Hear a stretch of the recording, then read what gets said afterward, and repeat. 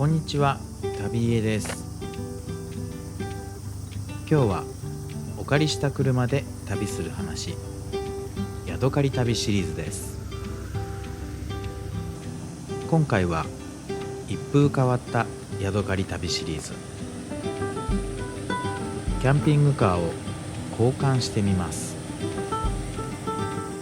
同じ YouTube 仲間のクピオの車中泊生活さん、クピオさんにジル520をお借りし、私の加藤モーター DD をお貸しする旅となっています。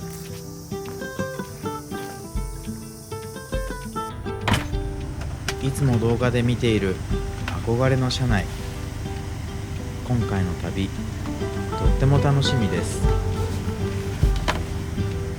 荷物の乗せ替えを終え、早速車内に入ってきました。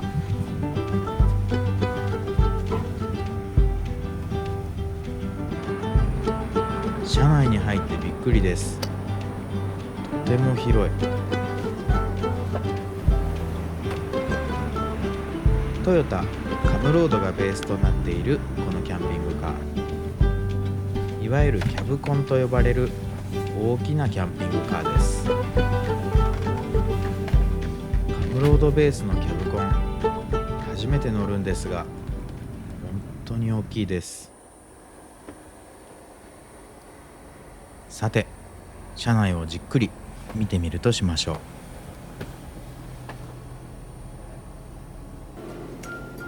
こちらはキッチン。備え付けのコンロが2口ついています。上部には換気扇もついていますね。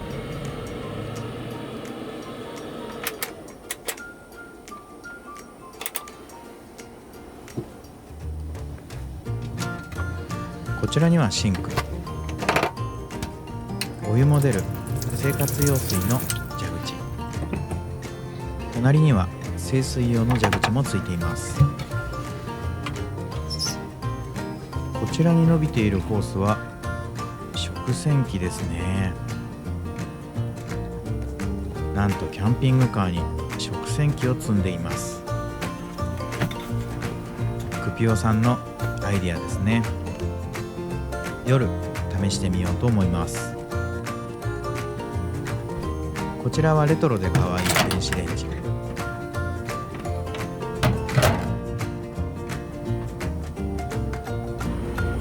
壁には有効ボードでいろんなものが貼り付けてあります。便利なキッチンペーパーホルダーに、カトラリー類はゴムバンドで留めてありますね。なるほど、これはアイデアが詰まってますね。もともと2段ベッドになっていた部分はキッチンスペースになっていますね。オーブントースターやコーヒーメーカー、炊飯器などがゴムバンドで留めてあります。奥の方には簡易トイレ、ラップポンが置いてありますね。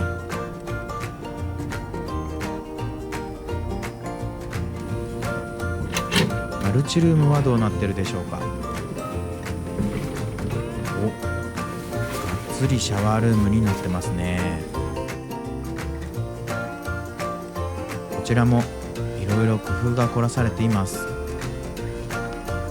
もともとついていたトイレは撤去され、シャワーオンリーとなっています。カーテンも最小限にしてあり、片付け清掃が簡単そうですね。贅沢なスペース。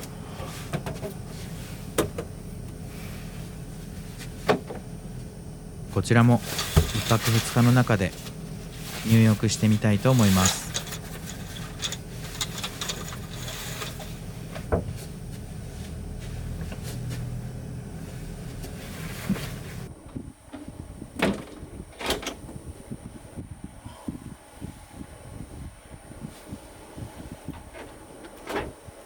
こちらは冷蔵庫、かなり大きいです。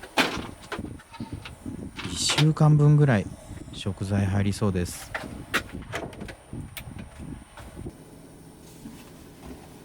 実はこのジル520、私の加藤モーター DD と外寸はほぼ一緒なんです。ですが内装はこんなにも違いました。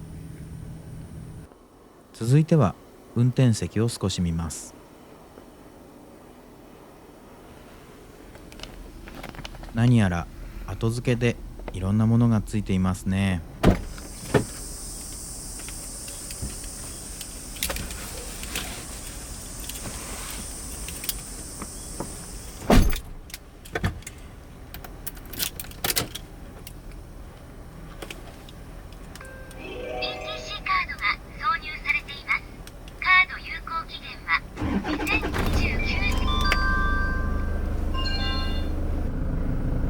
ハンドルグリップがついていました。後付けのオートクルーズ、スマホなどのホルダーでしょうか。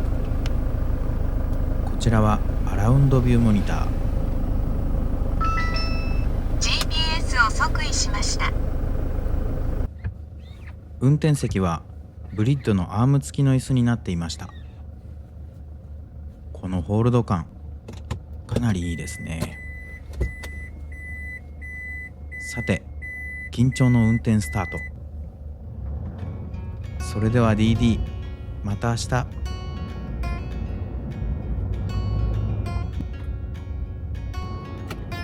運転早々びっくりしました。こちらの車両、軽油の 4WD、 かなりパワーがあります。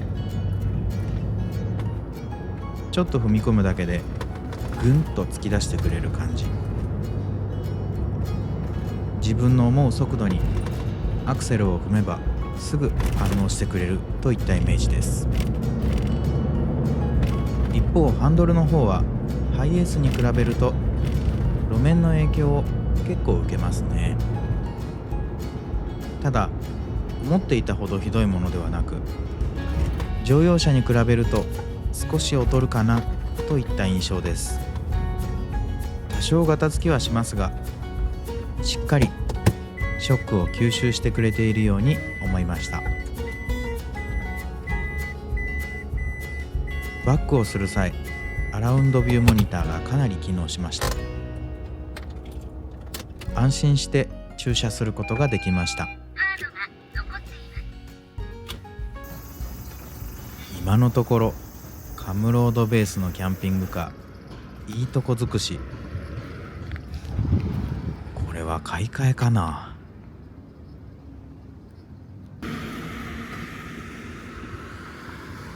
温泉に到着しました。温泉セットを取ってしっかり長湯してこようと思います。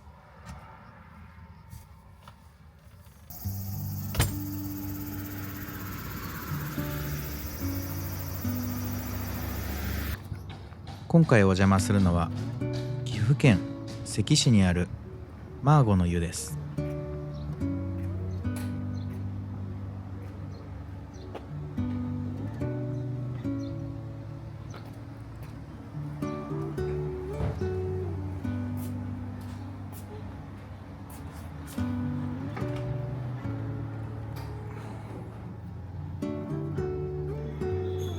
とてもいいお湯でした。長湯しちゃいました。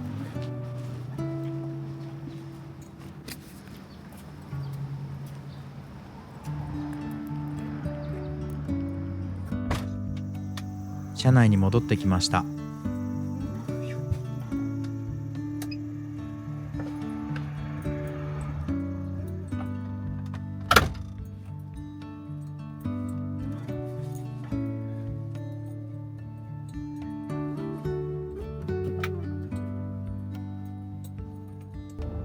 買い出しをしに近くのスーパーに向かいます。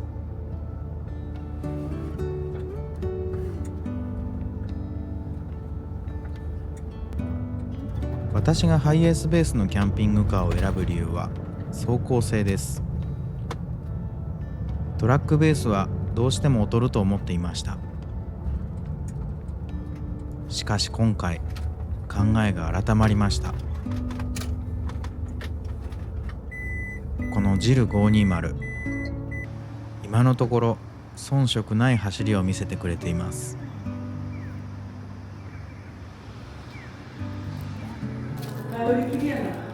夕食の買い出しが終わりました。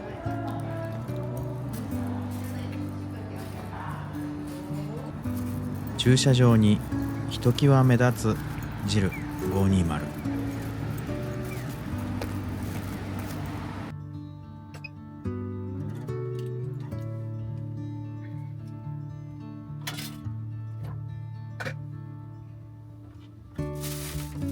大きな冷蔵庫に食材を詰め込んでいきます。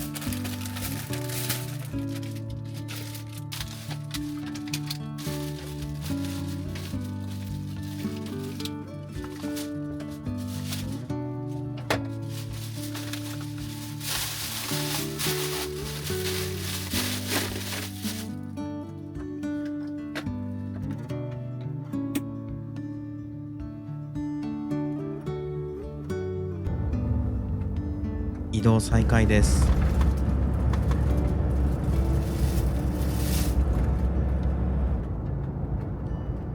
せっかくなので高速道路に乗ってみました。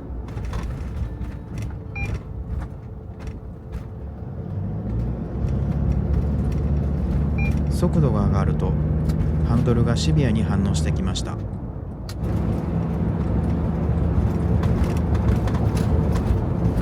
70キロから80キロほど速度を出しています。ハイエースに比べると直進安定性劣るとは思うんですが、思ったより悪くない。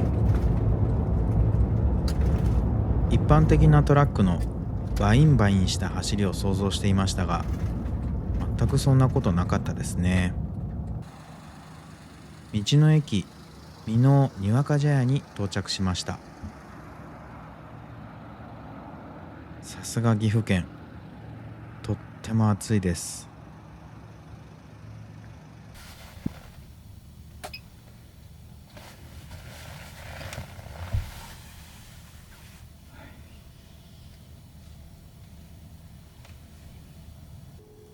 外気温34度。しかしそれ以上に湿気がすごい。家庭用エアコンがあるキャンピングカーは最高ですね。バッテリー残量は400アンペアアワー。十分だと思います。よし、ようやく落ち着いたので夕飯を作っていきましょ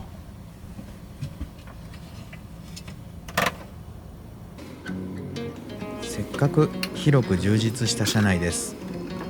料理楽しんでいきたいと思います。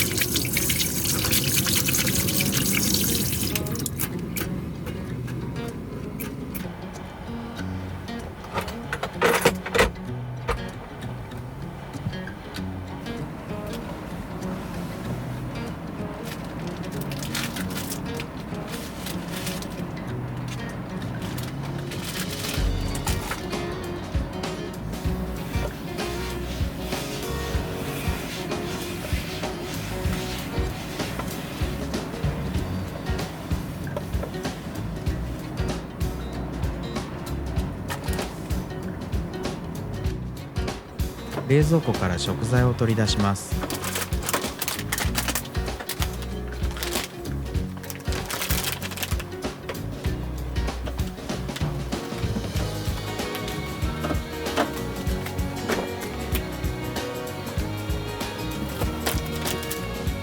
今日の夕飯は皿うどんです。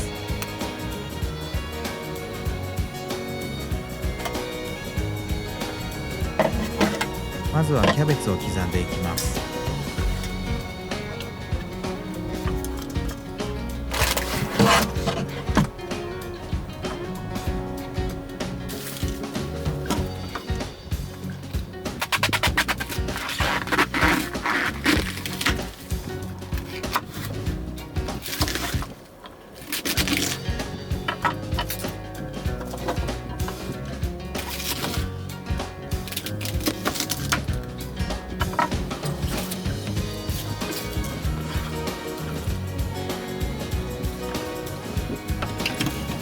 清水シンクの方で洗っていきます。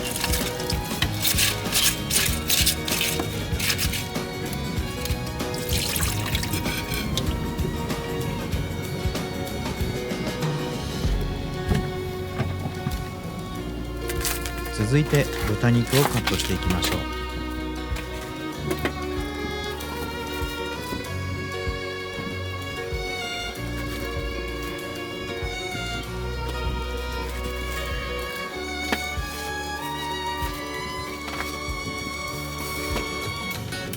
作り方を熟読。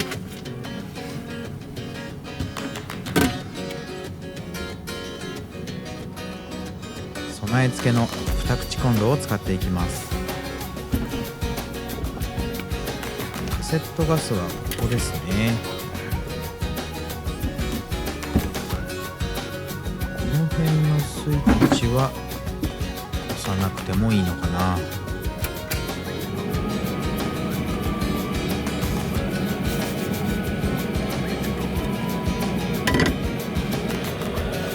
早速コンロに火をつけていきます。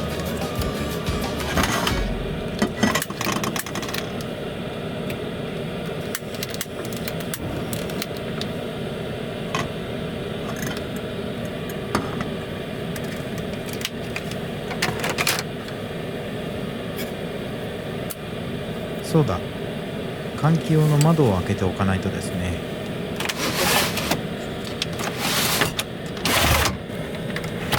これで空気の入りと出が確保できまし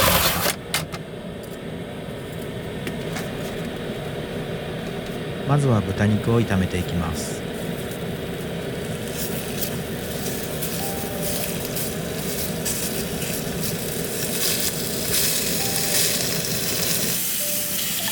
充実した厨房、料理が楽しいですね。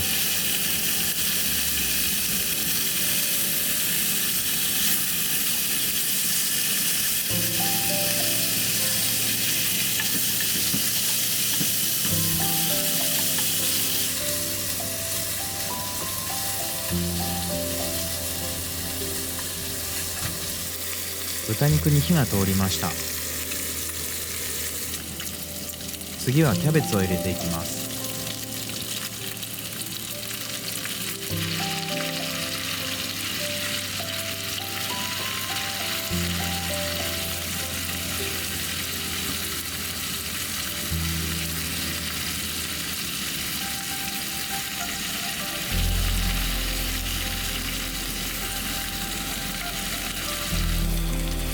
お家での料理と遜色ありませんね。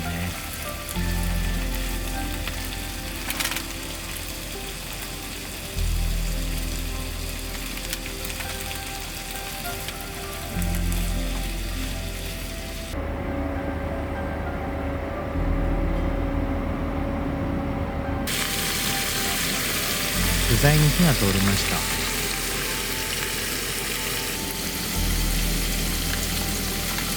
具入りのあんを入れていきます。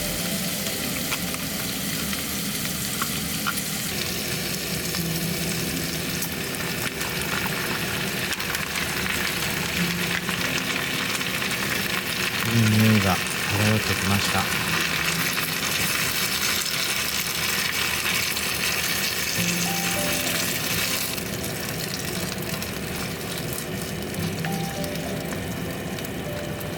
よし、完成ですね。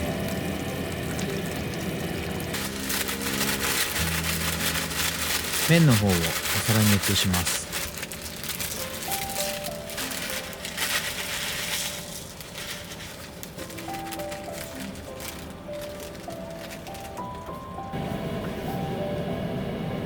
盛り付けをしていきます。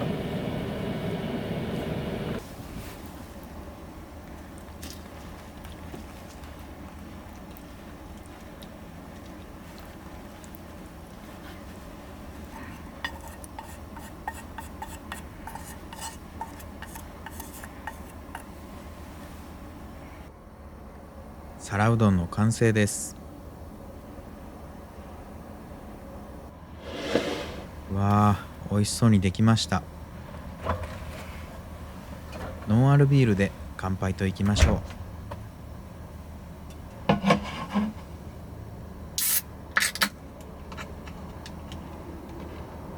それでは今宵の旅にカーキャンパイ。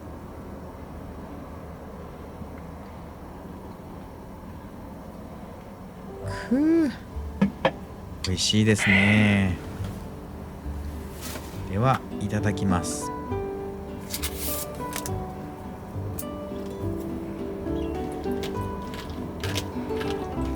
カリカリ麺にあんが絡んで美味しそう。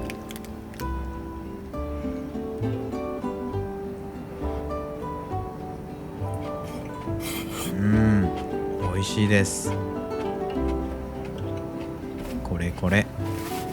これだからキャンピングカー旅はやめられないですね。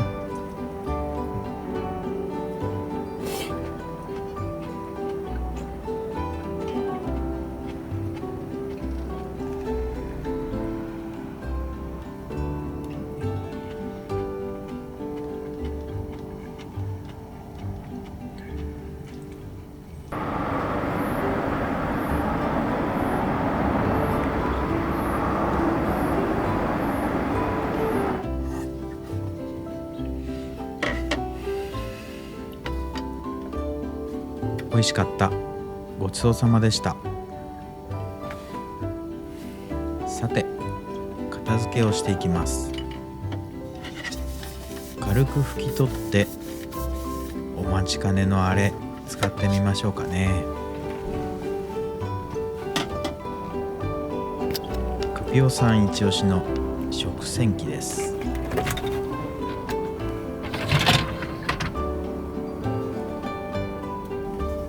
ジョーク品だと思っていたんですが、クピオさん曰く最高に便利だそうです。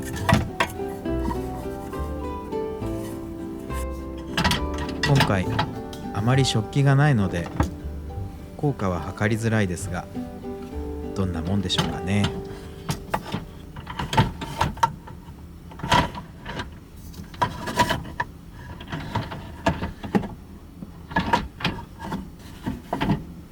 うまく収まってくれました。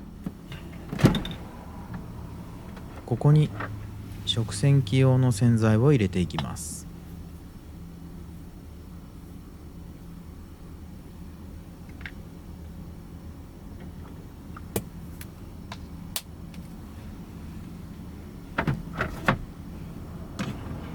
さて、ここからちょっと面倒。蛇口がつながっていないのでバケツで水を汲んでいきます。2杯ほど汲めばいっぱいになるそうです。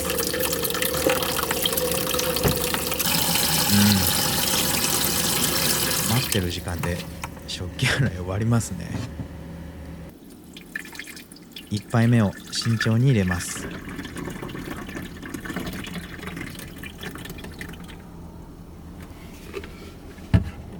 続いて2杯目。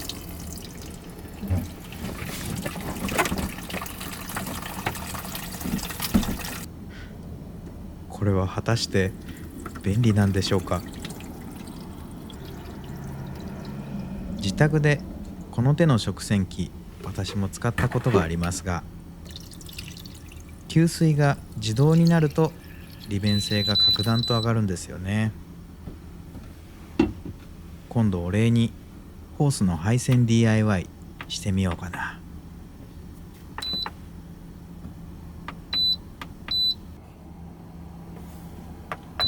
あとはスイッチを押して待つだけですね。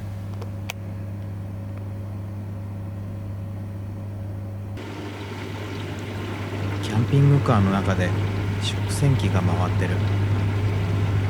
なんだか不思議な気分です。よし、食器洗いの時間が省けたので夜ののんびりタイムといきましょう。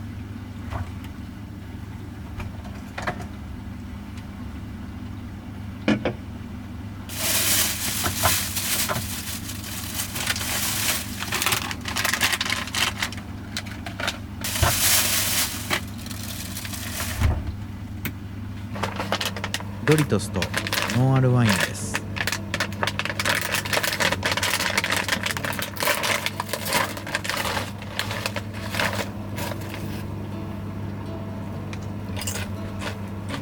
今回のヤドカリ旅、なんだかとっても楽しいです。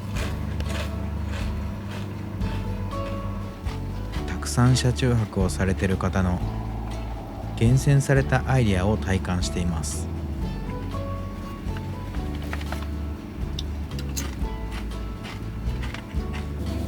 洗い物の時間が浮いたので、浮いた時間で別の掃除。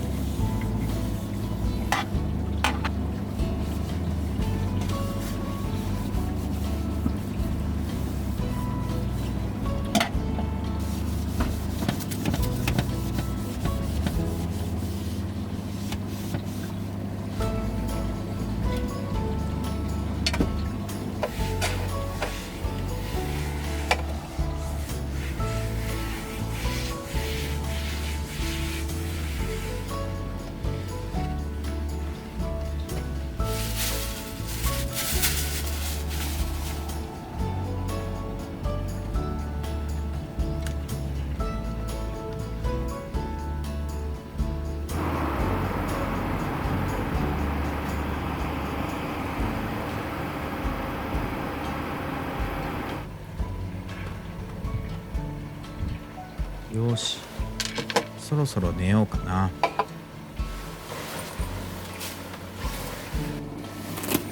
ベッドメイクをしていきます。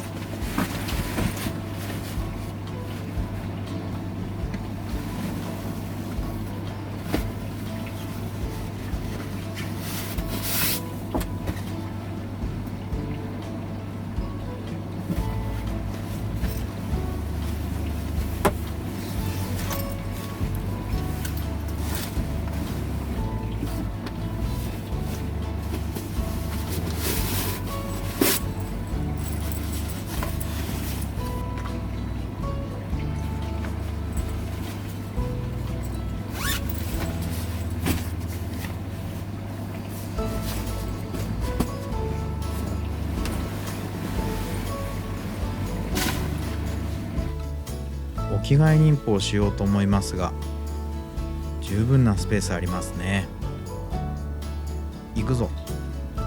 忍法着替えの術。無事着替えれました。お、食洗機がちょうど終わったみたいです。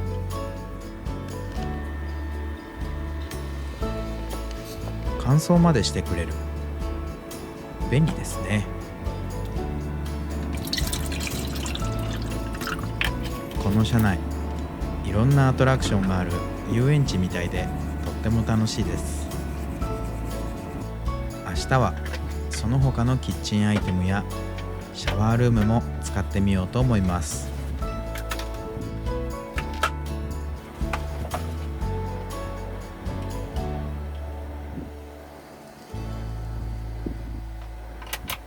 電気を消していきます。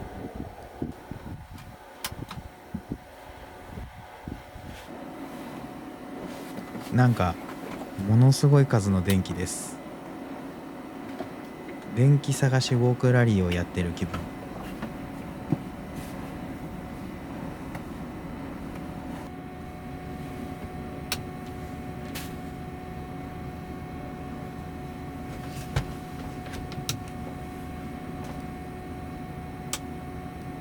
よし、これが最後。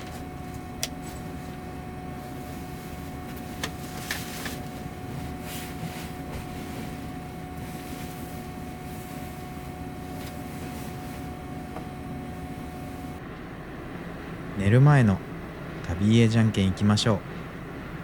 旅家じゃんけん、じゃんけんぽん。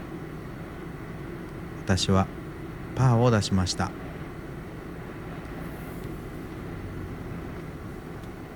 ではおやすみなさい。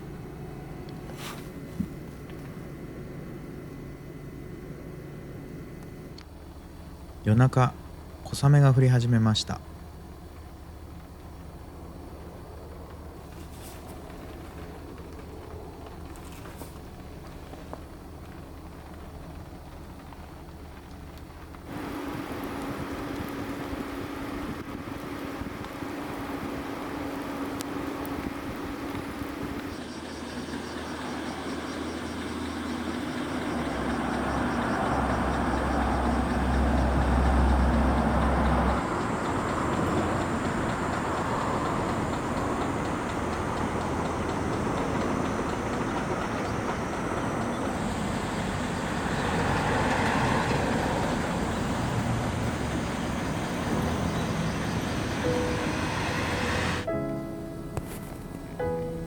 はようございます。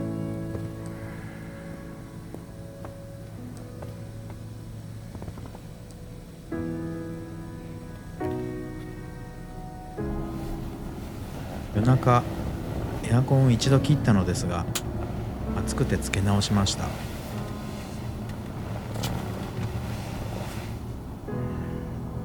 電気ボクラリーやっていきましょう。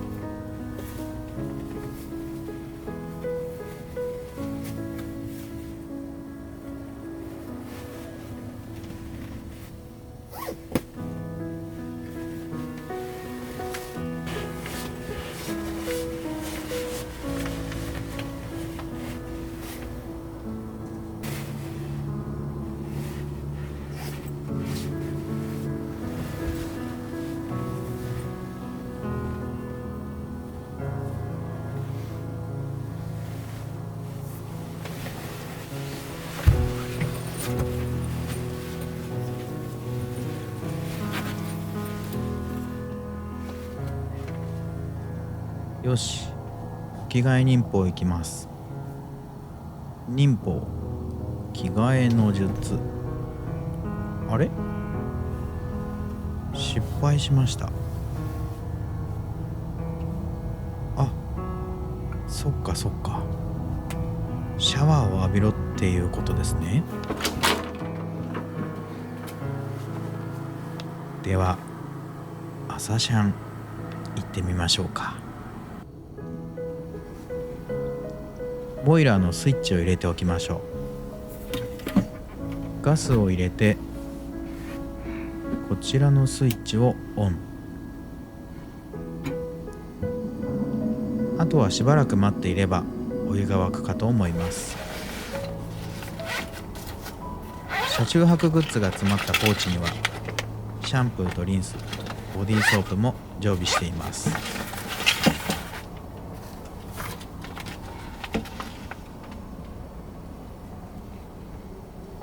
ボイラーが沸くまでしばらく時間かかりそうですね。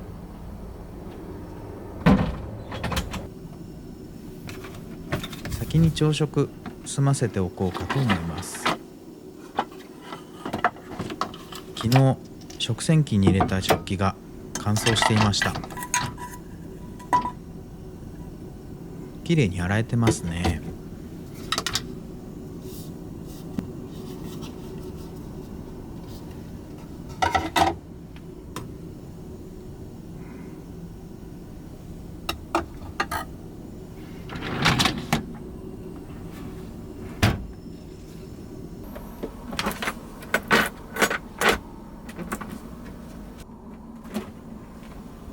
朝はベーコンエッグトーストを作っていきます。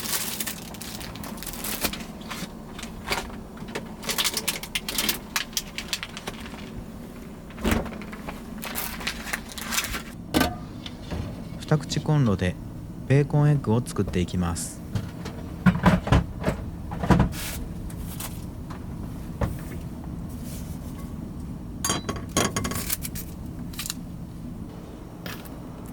換気口を開けておきましょう。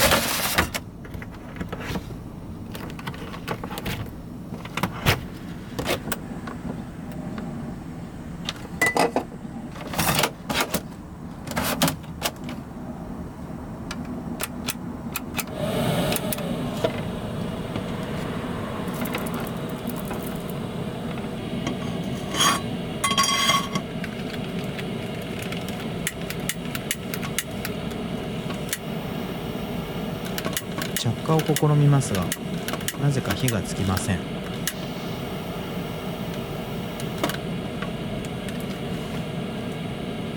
ボイラーでお湯を沸かしているからかな。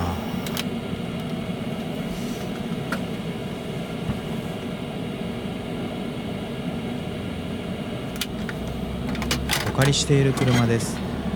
無理のないように IH コンロを使っていこうと思います。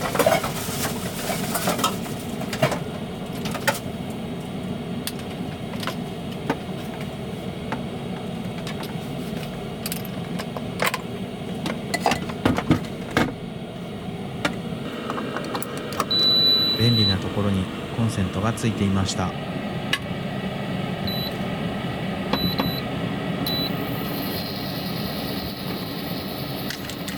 まずはベーコンを炒めていきます。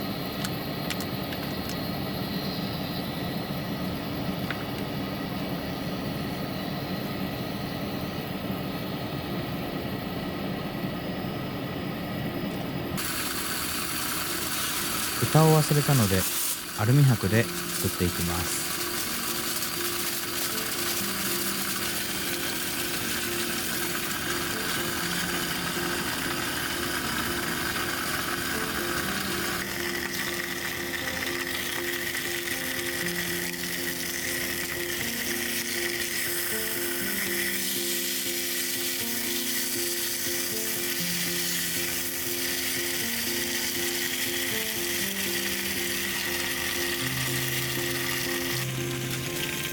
ベーコンに火が通ったので目玉焼きを作っていきます。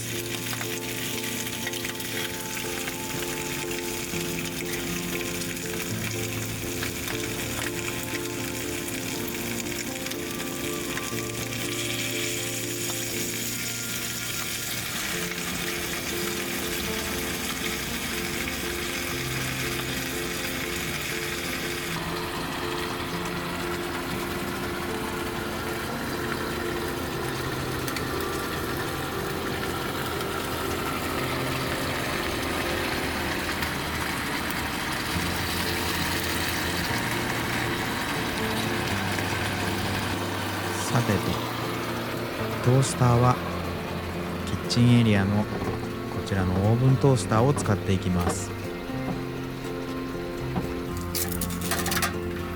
耐熱もうまいことできているらしく、固定した状態でトーストできるそうです。このキッチンエリアいいですね。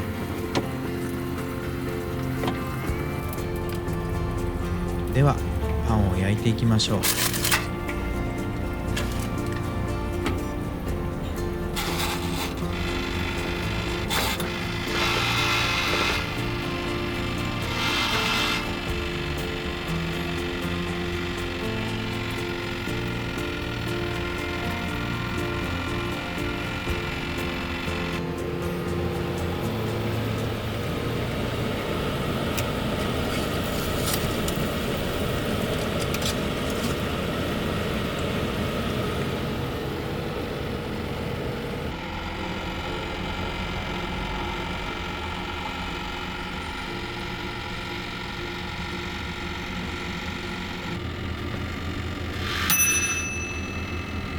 いい具合に焦げ目がつきました。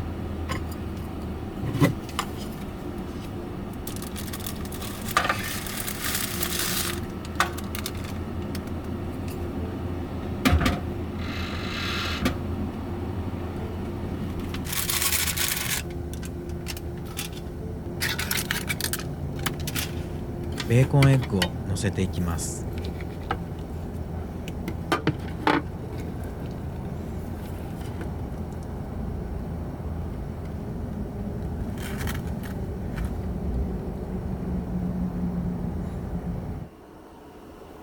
ベーコンエッグトーストの完成です。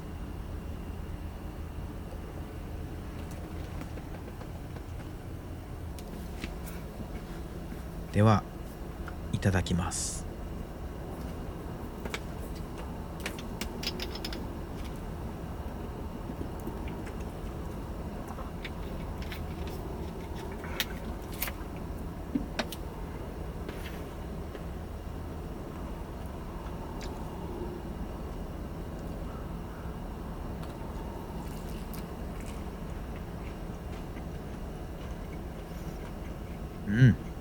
美味しい。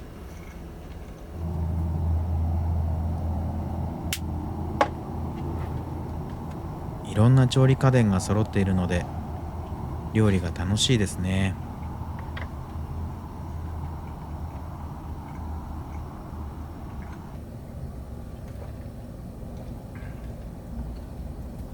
美味しかった。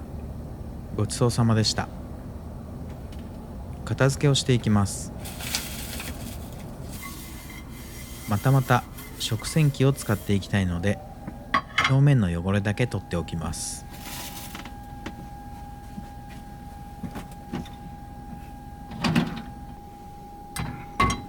上手に乗せていきます。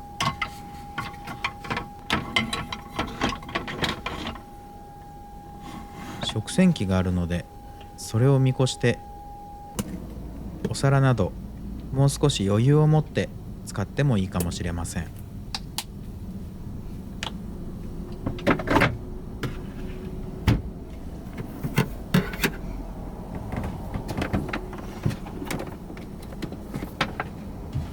よし、バケツタイム。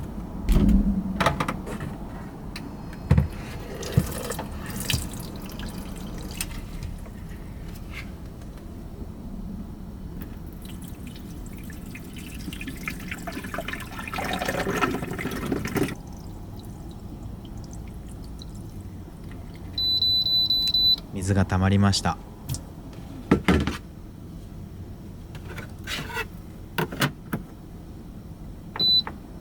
では、いってらっしゃい。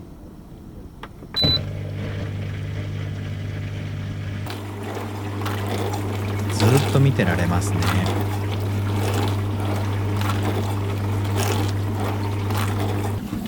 洗い物しなくて済んだので、空いた時間で別の片付けをしていきましょう。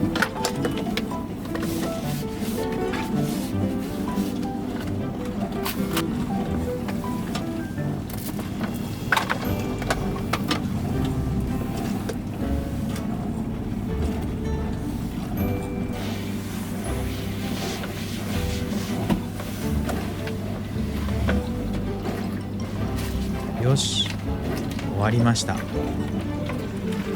お待ちかねのシャワーいっちゃいましょう。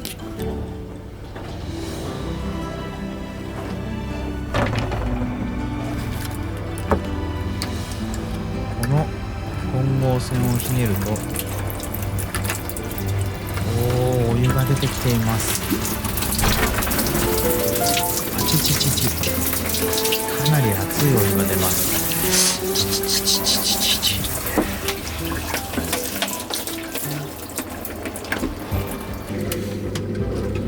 換気口を開けておきます。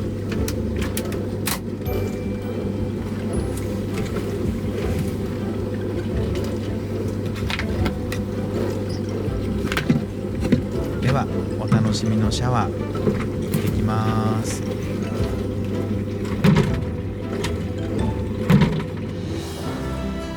気持ちよかったです。キャンピングカーの中にいるとは思えないほど快適でした。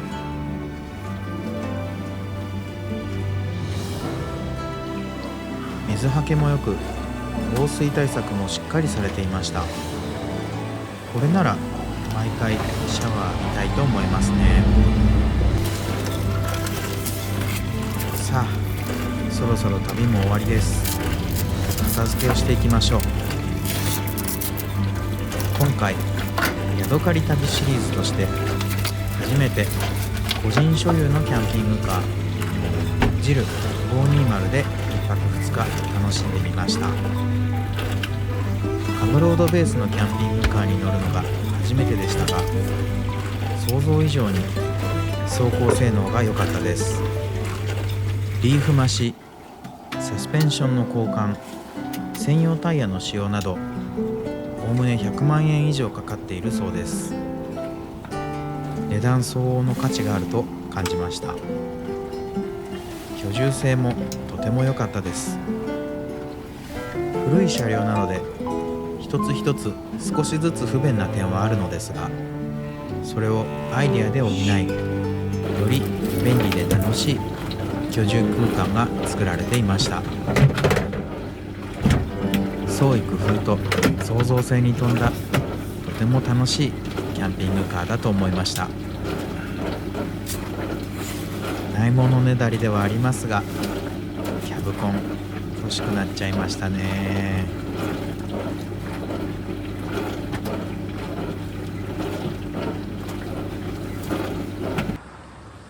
これで旅は終わりか、そう思っていた矢先、グピオさんから連絡が来ました。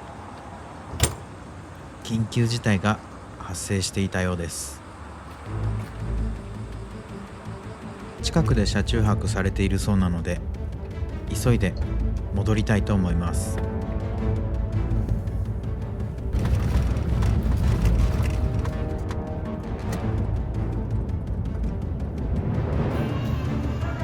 緊急事態が起きました。なんと私の方の DD がバッテリーが上がってしまったみたいで、現在 JAF の方を呼んでおります。いやー、謎の現象です。初めて起きました。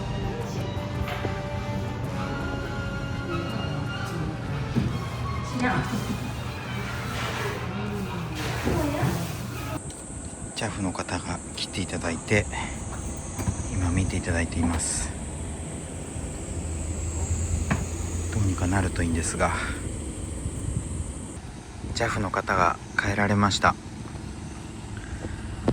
なんとかエンジンはかかって、今1時間ほどアイドリングをしてバッテリーを貯めているという状態です。いやー、グピオさん、ご迷惑をおかけしました。帰宅後、整備士さんに見ていただいたところ、バッテリーの交換時期が来ていたようでした。そうですよ。すみません、じゃあいただきます。